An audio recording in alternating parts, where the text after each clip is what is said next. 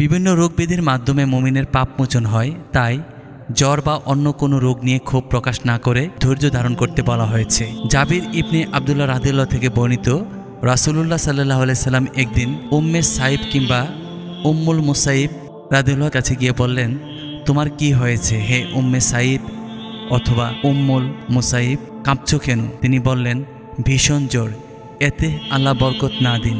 তখন তিনি বললেন, তুমি জ্বরকে গালি দিও না। জ্বর আদম সন্তানের গুণাসমূহ বিদূরিত করে দেয়, যেভাবে কামারের হাপড় লোহার মরিচা দূর করে দেয়। সূত্র সহিহ মুসলিম, হাদিস নং 6336। জ্বরের সময় শরীর অতিরিক্ত তাপমাত্রা সৃষ্টি করে, যা শরীরের জন্য ক্ষতির কারণ হতে পারে। পানি দিয়ে শরীর ঠান্ডা করলে তাপমাত্রা নিয়ন্ত্রণে আসে। আধুনিক চিকিৎসা পদ্ধতিতেও জ্বর নিয়ন্ত্রণে পানির ব্যবহারের বিকল্প নেই। ইবনে ওমর রাদিয়াল্লাহু তাআলা আনহু থেকে বর্ণিত, রাসূলুল্লাহ সাল্লাল্লাহু আলাইহি সাল্লাম বলেন, জ্বরের প্রচণ্ডতা জাহান্নামের তাপ থেকে, তাই পানি দিয়ে তোমরা তাকে ঠান্ডা করবে। সহিহ মুসলিম, হাদিস নং 5564। মহান আল্লাহর নামে শুরু করেছি।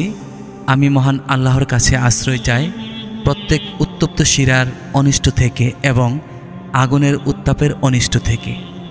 সূত্র তিরমিজি, হাদিস নং 2075।